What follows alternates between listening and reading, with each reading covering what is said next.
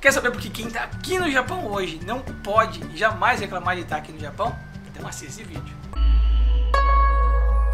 Olá, konnichiwa, trovadores, muito obrigado. Eu quero desejar para você um feliz ano novo. Esse é o primeiro vídeo desse ano e desejar que seus planos se realizem, principalmente quem tem planos relacionados com o Japão. O Japão tem ficado cada vez mais atraente para os descendentes desde 2015, quando o Brasil começou a entrar numa crise política muito grande e que até hoje ele não saiu dessa crise. O Japão sempre foi visto como esse porto seguro para os descendentes. No ano passado, o primeiro vídeo que eu fiz, falei exatamente sobre as decepções que eu tive de vir para o Japão, né, onde eu levantei 3 pontos, né, salário, emprego e os impostos, e como isso me decepcionou porque não era como eu imaginava. Não quer dizer que eu estava reclamando e que isso estava afetando a minha experiência de estar aqui no Japão, pelo contrário. Esses são pontos que eu não esperava que fossem desse jeito.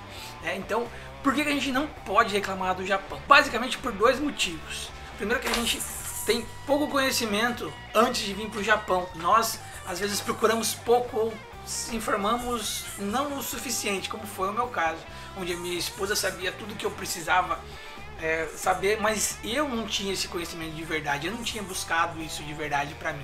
O segundo ponto é, quando a gente vai buscar informação, a gente pega informação com as pessoas que vieram no passado.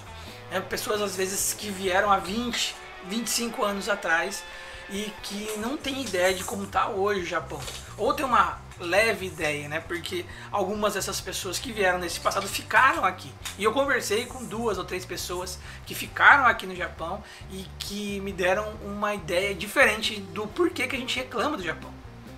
E o porquê que a gente reclama do Japão é exatamente isso. A gente compara a experiência de vir para o Japão com a experiência de quem veio há muito tempo atrás. Se o Japão mudou nesse período, imagine o Brasil. A gente nunca para pensar nisso, né? Quanto o Brasil mudou nesse período. Na verdade, o Brasil mudou muito mais do que o Japão. Nos anos 90, para você ter ideia, a moeda não era nem o real ainda. Acho que até eu chegar ao real ainda dos anos 90 mudaram umas 3 vezes a moeda. A cotação do dólar também era diferente e o valor de salário mínimo, por exemplo, no Brasil, mal chegava a 100 dólares. E hoje em dia esse valor já chegou a uns 300 dólares. Mas imagine você, nos anos 90, tá sem fazer nada no Brasil, né, onde o salário mínimo é 100 dólares. E vai para o Japão para ganhar 2, 3 mil dólares para trazer para o Brasil. Ou seja, ganhando 10 vezes mais do que a população normal. Então, aí você pensa, puxa, se eu ganho 3 mil dólares por mês, se eu ficar uns 3 anos eu consigo juntar, vamos supor assim, né, uma coisa bem realista, se eu ficar uns 3 anos eu consigo juntar uns 50 mil dólares. E naquela época, trazendo 50 mil dólares para o Brasil, você conseguia comprar um terreno, você conseguia comprar uma casa, conseguia investir no negócio e ainda tinha dinheiro. Porque era diferente o Brasil. O custo de vida no Brasil era mais baixo. Então dava para fazer tudo isso. Hoje em dia, o que a gente consegue fazer com 50 mil dólares? Muita coisa, mas não tanta coisa quanto fazia naquela época. E isso interfere nessa experiência, nesse passar de experiência para outras pessoas. Como é que antes era muito melhor ir para o Japão, agora ficou muito ruim. Não quer dizer que o Japão piorou, a experiência de Japão piorou. Agora você paga, né, o imposto do seguro social, você tem auxílio médico, você tem que pagar os impostos todos da prefeitura, agora a gente tem carro, a gente tem casa própria, a gente tem isso, tem um monte de coisa que não tinha naquela época, liberdades que a gente não tinha naquela época e estão consumindo nosso dinheiro. Na verdade, o que está consumindo nosso dinheiro é o custo de vida no Brasil. O custo de vida no Brasil estando mais caro, você acha que leva um dinheiro e leva outro, leva menos dinheiro. Então, esse é o principal motivo que eu cheguei, né, nessas conversas com as pessoas que vieram no passado para o Japão, que a gente ainda não conseguiu entender que o Brasil mudou muito nesses últimos 30 anos. Então, se você quiser cobrir mais ou menos essa mesma ideia que se tinha no passado de juntar 50 mil e voltar para o Brasil, você vai ter que juntar pelo menos uns 200 mil dólares para poder voltar para o Brasil e cobrir esse mesmo sonho dos 50 mil no passado, né? É claro que juntar 200 mil dólares continua na mesma dificuldade, né? Não serão 3 anos para você juntar esse dinheiro e sozinho vai ser quase impossível se você estiver trabalhando, né, nesses mesmos empregos que a gente vem trabalhando nos últimos 30 anos aqui no Japão, né? Então, a ideia é a seguinte: se você tem planos mesmo de vir para o Japão, então, primeiramente, a base de tudo, por mais que você já tenha faculdade, não adianta argumentar isso, eu tenho faculdade. Se você fala japonês, ter pelo menos o certificado de proeficiência N3 para você começar a trabalhar na sua área.